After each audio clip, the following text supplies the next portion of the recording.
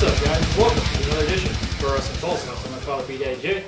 I'm J-Man. B Daddy J showing his holiday spirit with his reindeer antlers. Merry Christmas. Merry fucking Christmas. Ho ho ho, now he has a machine gun. On this edition of the Pulse, we're going to give you our WWE TLC 2012 preview coming this Sunday on pay-per-view. One thing that I will say about this pay-per-view is it is one of picking matches and stuff that we do on this, our previews and everything, is one of the most unpredictable that we've done this year, at least in my opinion. For some reason, it just seems like I can make a case, except for maybe one of these matches, where literally every person, I could see a title flip, I could see matches won here or there, tag matches, whatever they have in here. I could see a lot of these really unpredictable. That's what is very good about this pay-per-view, is that it's going to be really unpredictable about what's going to be happening here. We're going to run down this card for you. This is obviously before SmackDown this week, so they could be adding some stuff, but it looks like this is probably going to be the card going into the pay-per-view Sunday.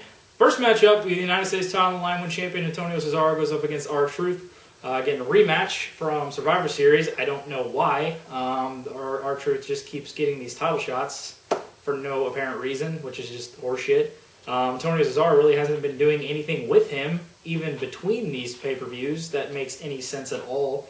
He's been doing a lot of stuff with Kofi. He's been having some outstanding matches on Raw. He's got that clean win over Kofi this past week on an outstanding match. And I cannot mention enough how outstanding Antonio Cesaro's build and push has been in WWE. It's been absolutely fantastic, and I'm loving everything they're doing with him, and he deserves everything that he's getting out of this. And, you know, as we say, it's the King's reign supreme, and he's reigning fucking supreme right now. It's unfortunate the other king is like a fucking jester right now, because he's treated like shit. But yeah, Antonio Cesaro looking outstanding and loving what they're doing with him. Great stuff there. I look for a retain here. There's no reason to put the title on R-Truth unless they want to move Cesaro up the card more. That's basically the only reason they do that. But I see him sticking with the U.S. title here and a retain for Cesaro. What's that? Talking to little Jimmy over there? Little Jimmy don't care about this match or nothing.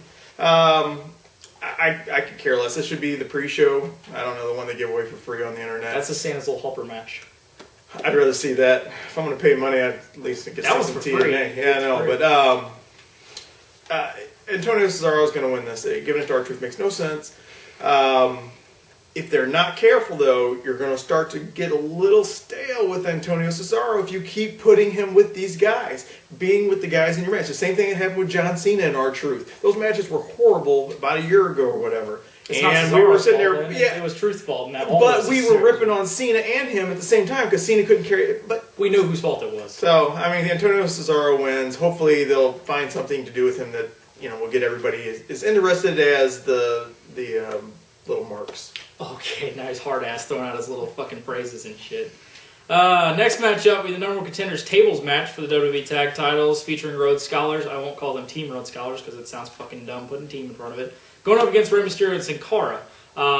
Rhodes Scholars getting back in the saddle here. Cody coming back with his disgusting-looking, shitty mustache. Don't really give a shit. Had that interesting Miz TV segment on Raw, which was kind of entertaining, where they just kept ripping on Cody's mustache. It was kind of funny to see that. But Cody back healthy after his injury, and they just vaulted him straight back into this tag team and the tag run that they seem to continue as they were whenever Cody had the injury, going towards the tag titles. So it seems like they're really trying to get behind this team, whether or not they, finally get to that point to where they're tag champions. I'm going to go with them winning this matchup. Rey Mysterio and Sin Cara. As I said, a lot of these matches, I could see a lot of them flip-flopping. Whoever wins each one, I could really see outside of all these matches. That fucking whole phrase didn't make any sense, what I just said there, but who gives a shit. I'm going to go with the Rhodes Scholars getting the win in this matchup here. I look for this one to be pretty good. Got a lot of talent in this matchup. And as I said, it could flip-flop either way. If they want to go with Rey and Sin Cara going up against Team Hell No, it really makes more sense to do the heel-face dynamic instead of the face-face, because Hell No is kind of just a face team now as they've gotten to that point. So it makes more sense to do Rhodes Scholars, Team Hell No. But either one, I could see either one going up against Team Hell No here. But I'm going to go with Rhodes Scholars getting the win in this matchup. Yeah, something's been going on with Rey behind the scenes. I'll be honest with you, I'm not really too sure what's going on, but I've just seen little bits of pieces that something behind the scenes with Rey Mysterio is going on. So it doesn't make sense to give it to him. He's been kind of quiet here the last 3 weeks or so. But Team Rhodes... it's been a while since it seemed, yeah.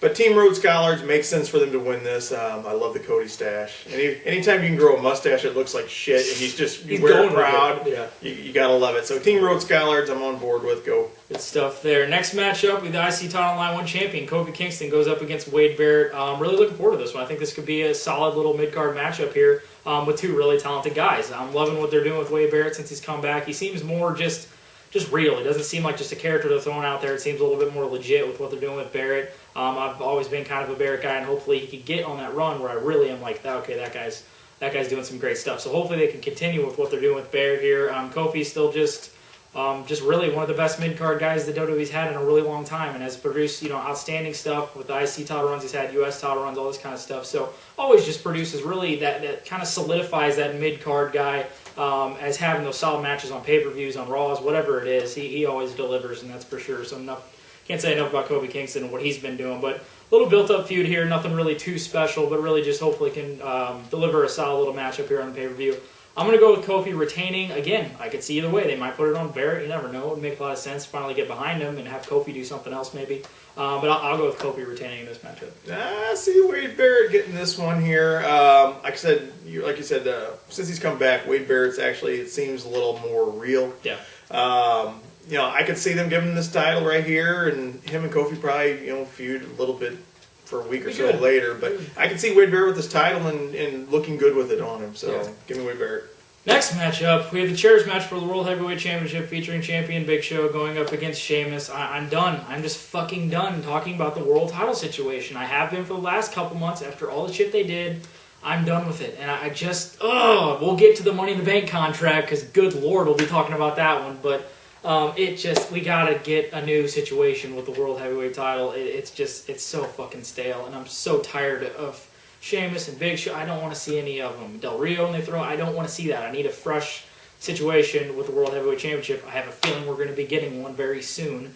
As for a winner, this really all revolves around another match on this card, which we'll get to next. But I really don't know. I could really see Sheamus getting out of here with the win. They built it up to where he finally developed it into this feud where it seems like the face could come out on top. But I'll go with Big Show. He seems like a guy that is like the cash-in kind of guy where he'd maybe get the shit beat out of him by Sheamus in this match. They might cash in here, Royal Rumble. Who knows what they'll do here. I don't know. I could really see either way. It's unpredictable. I don't really want to see the match, but I want to see maybe what happens in the outcome. If they somehow, the next match happens before this, they have a cash-in, whatever is going to happen here. Should be some interesting stuff. We had the cash-in last year in the World Heavyweight Championship match at TLC with Daniel Bryan cashing in, so this kind of fits this kind of unpredictability of this card to maybe have one here, but I guess I'll go with Big Show retaining. I don't know. There was, 2 months ago they had a good match. Yeah, the Hell in a Cell, yeah. And then last one got a little... Yeah. And now you're trying to throw it at us again. Maybe third time's a charm. I don't know. Hopefully this match will at least be entertaining. I'm with you. I don't know what's going to happen here. It's almost to the point where, and here I go, but is that Ziggler's box still his? Or his briefcase, is it still his if they have this match? Or is it not his to cash in at any time? Because cashing in before the stupid match with John Cena. Yeah. But I'll go ahead and take the Big Show retaining. I don't know what they do, how to get out of this without it seeming so stale and just, with losing the audience. But yeah, we're not done talking about that when we get into this match. We have the ladder match for the world title, Money in the Bank contract with the current Money in the Bank winner, Dolph Ziggler, going up against John Cena.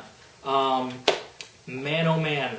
This is going to be some really interesting stuff. I'm really looking forward to this match. These guys are going to deliver a really solid ladder match here. I really believe that. And we're back to the stages of a couple years ago when John Cena was in these matches with these guys that need to win against John Cena, and John Cena always fucking beats them every time. And we're back to that situation where so just clinching onto this guy, praying that he can somehow get a win over John Cena, and he never does, and it just so needs to happen. I cannot explain to you people anymore on this review for this pay-per-view, if John Cena wins this goddamn match and takes it, I don't really care who it is, but whoever takes it from Dolph Ziggler is going to fucking piss me off beyond belief, because Dolph Ziggler is so needing to have this and so needing to go on and cash in, become world champion, and just freshen up and revive that World Heavyweight Championship. And I don't... Oh, God, just don't fuck this up, please. I need to also get into a situation that I recently thought of. I was, whatever, I'll just kind of randomly think of shit in my head and I'm like, oh God, that could be interesting. Oh God, this could be shit, which is what I'm thinking of right now. I had this idea in my mind that they could pull off this situation where maybe they have Cena win this. I really think Cena might win this. He's always in this fucking situation. He always wins these kind of matches when he's in them. Dolph wins it. This would be a huge win for Dolph Ziggler if he gets this win and retains his contract here. But there's an idea in my mind where John Cena can win this, cash in, probably against the Big Show. They had the setup for it. Who did John Cena face in the main event of Raw this week? He faced the Big Show. So you have that kind of natural progression and natural setup here. But this could be really, really interesting here with what they're going to be doing possibly with John Cena if he wins this Money in the Bank. I could see him possibly winning the Money in the Bank here, winning the World Championship, going into and holding into WrestleMania. At Royal Rumble, you could possibly have The Rock defeat CM Punk, The Rock go into WrestleMania, and The Rock and John Cena face off in a goddamn unification match for an undisputed championship. I swear to God, if that happens, oh God, you don't even know how pissed off I will be if that happens, because it's a natural fucking setup and a natural progression. I'm going to have to YouTube that one live. Just have the live reaction on that one. What are you talking about? You can stream live your channel. Let's go ahead and just stream the WrestleMania people live. Would be like, that would be fucking random. They'd be like, look at this retarded guy. It's not a retarded situation. The situation is it's in my mind, because I really think that the way Raw and SmackDown has been going, there's not a brand extension anymore. Everybody, let me finish. There isn't. You're right. There's not a brand extension anymore. There's no need to have two championships on both shows. Everybody's on each show. We've recently seen John Cena lately on SmackDown. There you go. So, I mean, we've had these guys flip-flop. 2 titles is not needed. The World Heavyweight Championship is in its bottom fucking doldrums that it could possibly fucking get. I've never seen the World Championship in WWE as bad as it has been right now. It's so fucking stale and so terrible. And I could really think, in my mind, WWE wants to have another Rock Cena match. They want to make it bigger, though, and they don't really know of a way to make it bigger. This would be making it as big as you fucking possibly can make it. I swear to God, if this happens, this will be fucking garbage, unless they threw Punk in there, and Punk wins it, but it looks like they could possibly do this. I swear to God, people are going to think I'm fucking crazy, but I don't know. For some reason in my mind, I think it's a possibility. If that happens, good Lord. Dolph Ziggler, for the love of God, win this fucking match and retain his contract. Yeah. Here's the way this match is going to go. You are not predicting this. This is unpredictable as shit. This is how it's going to go. We're going to sit here. This is going to be the best. This is going to be the pay-per-view. This is going to be worth it right here. This is the $59, whatever the hell it is. It's going to be worth it with just one match here. Dolph Ziggler wins clean over John Cena. It's not a clean win. It's a ladder match. But that's the reason Dolph he gets wins out of it. But I mean, he wins it without interference. He actually beats John Cena and wins this. There's no way. I know it doesn't. There's sound no right, fucking way. That's what I was saying. I was sitting there in my mind going, that just John Cena is. If Dolph Ziggler's going to do a maneuver to John Cena, he's going to be sitting there with no assistant. There's no fucking way. I still say Dolph Ziggler gets out of this with his briefcase. Gets out of it, makes sense. But it's not going to be something crazy is going to happen. It's not going to be a clean ladder match. This whole pay-per-view with CM Punk getting hurt, not going to be able to perform. Who was supposed to be at the main event of this one. I think that just like happened when Cena got hurt, and they kind of scrambled in the pay-per-view. You got to see the Shield make their debut, whatever. But I mean, that was it for that pay-per-view. You paid $59 to see, Seth Rollins, Dean Ambrose, and their buddy. Yeah, their buddy that probably won't be in the Shield in 3 months after everybody. It's kind of boring. But this is one of those pay-per-views I think they were throwing together last minute again, and I don't know if they know. That's the reason you can't predict. Sometimes when they throw these last-minute kind of ideas, they actually turn out. That's really why I say well. I think Dolph Ziggler and John Cena will put on a really good match. You're going to sit there; it's going to be worth it. I really think that's not going to be a problem. You're not going to have a problem where it's going to be like this match just sucked. No, it's going to have an intrigue. You're going to want to know what's going to happen. So I mean, that's good. But I do think Dolph Ziggler gets out of here. I think John Cena actually helps him get over. Yeah, which I think if Dolph Ziggler wins this match, I think it would actually make a lot of sense if they ended up putting the title on Sheamus, too, for the cash-in there. They don't really want that heel cash-in. It really wouldn't make I don't think you're going to see sense, something too crazy, though. So. Yeah, that's the thing. And like I said, I really hope my crazy-ass fucking idea doesn't happen. But really, all the signs indicate it. Like I said, the 2 championships isn't needed anymore. They don't have the extension of the brands. If they want to make that, they talked about it a couple years ago about doing it, and they want to make Rock and Cena bigger. God, let's pray they don't do that, because it fucks over CM Punk situation, all that kind of stuff, and I don't want to fucking see that. That would be just terrible. But Dolph, please, for the love of God, win that matchup and retain your champion or contract in that.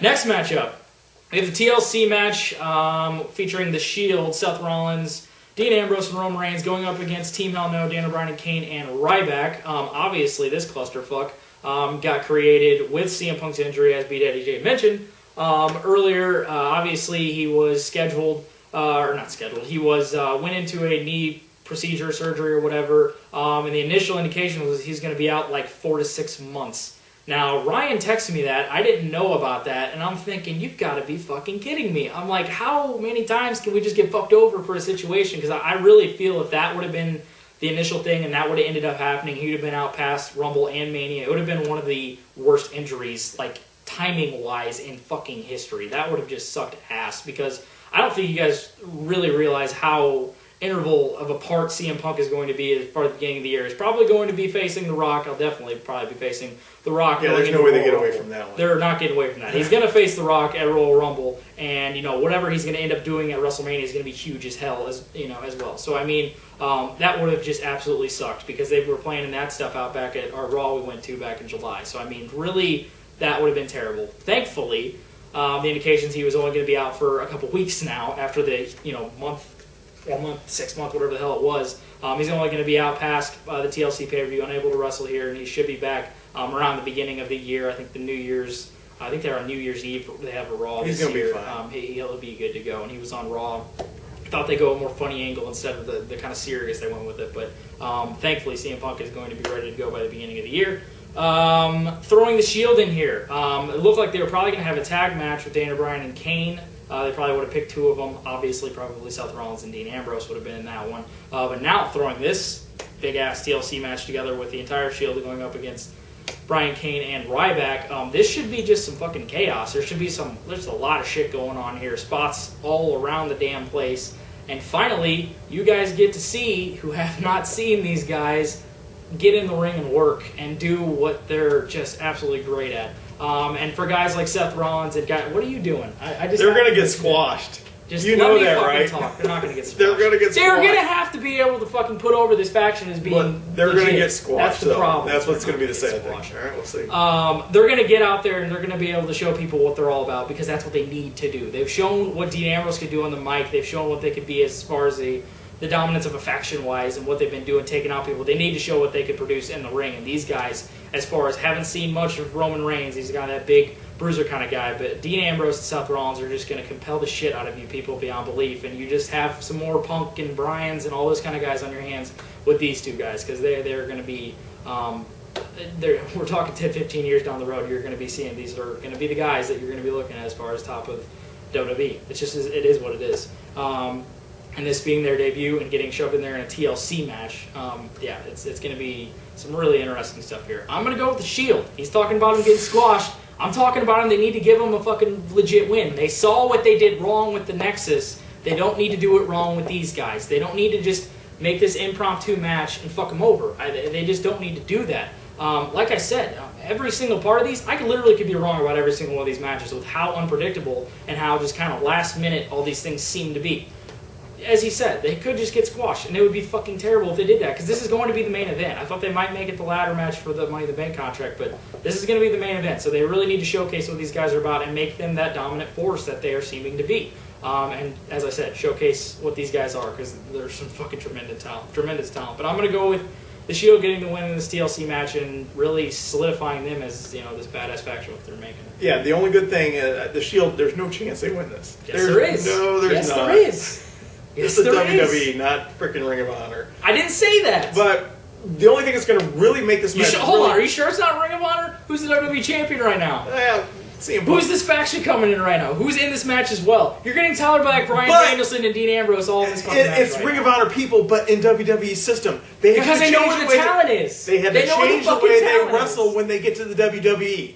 Now, that's not to say that, no, you're going to see some highlights, but it's not going to be a Ring of Honor 35 minutes of just speed crack wrestling. It's not going to be Steen and Generico Ladder War 4. We don't get to see that. But what's going to be good is you got Daniel Bryan on the opposite side of the Shield when he gets in there and interacts with Tyler Black. Yeah, we haven't seen much of Tyler Black and Bryan Danielson in a while. So I mean that's going to be good. But when you're going to get into the Kanes and the Rybacks in there, that's when the style of wrestling is going to have to change to put over Ryback. But it's a TLC match. It's not a regular wrestling. Exactly. It is a TLC match. That's why I'm saying you're not going to see what you're thinking in your head. Down the road, you will. This is early. I mean, these guys should not be in the main event this early. I mean, because of the CM Punk injury, they're getting thrust into this. So you're going to get a preview of what's to come, I think, in this match. But you're not going to see what you're thinking. I think in your mind right now. It's where they should be. It's not. It's not going to happen right now. It's going to happen down the road for sure when they get rid of Roman Reigns. He's not a big Roman Reigns guy. He just doesn't add much. He's kind of. Here's what it reminds me of a little bit. Is when Batista first came into Evolution, you're like, who the hell is this guy? But Batista broke out and made himself. I don't see Roman Reigns doing this. Should have been Hero. But long as Seth Rollins can talk, he'll be fine. He always shits on my boy Tyler. He just always. He can wrestle. I'll give you that. What I saw in the ring, especially his last match, he actually showed some charisma in his last match in Ring of Honor when he went out, and I thought it was one of the greatest things when he beat everybody. And then now he's on Raw beating the shit out of John Cena for 30 seconds. Oh my but God. Dean Ambrose as a character, man, I'll be honest with you, I didn't know much going into this. I've heard of him, blah, blah, blah. This is how that reaction is how a lot of people react. But when he came off, like you were saying, the semi-jokerish, like not jokerish as a comic relief, but jokerish as an evil guy with the sixth side behind him somewhere. I really like what I'm seeing out of that. So you're going to get a preview. You're not going to get the match you're thinking right now, and Team Hell No and Ryback squash the hell out of them. I mean, you're going to get some. Yeah, it's a squash. Fuck it. Just outside of whatever happens in this match, just to say, even a year ago, 2 years ago, that guys like Tyler Breck, Bryan Danielson, Jon Moxley would all be in the main event of a WWE pay-per-view. And CM Punk carrying the company. And CM Punk I'd be like, no, you're crazy. What is CM Punk, a year-long reigning WWE champion? That's kind of the question you'd ask right after that, which he is. So, I mean, this is just awesome. Just to see these guys, I mean, we're getting spoiled right now with who we know, where these guys come from, and now they're in a main event of which it shouldn't have been, but I mean they are right now, and WWE realizes how talented these guys are. Yeah, by the end of the card, this is going to be a real good pay-per-view. I'll be making dinner probably for the first couple matches. It's just the unpredictability is going to play a huge part in this, and which is great. That's always great. And they'll probably sneak in a women's match in here. The women's match is going to be on the pre-show. No, they're having a rumble for the number one contenders, but do they let her jump right in and win it? Even Caitlyn or AJ might do something. We could see her somewhere else. But love me some Eve. Should be some really unpredictable stuff, and I'm intrigued by a lot of these matches to see a lot of these guys. What's going to be going on here? Should be some, as I said, some interesting stuff come Sunday. But this will now wrap up our WWE TLC 2012 preview. Be sure to check out our review after the pay-per-view. Why am I never on the review? Well, usually my boy Ryan's here, and you're just not needed. Down the bench. Down the bench. As I said, you fucked up my outro. But yes, this will now wrap up WWE TLC 2012 preview. Be sure to check out our review after the pay-per-view Sunday.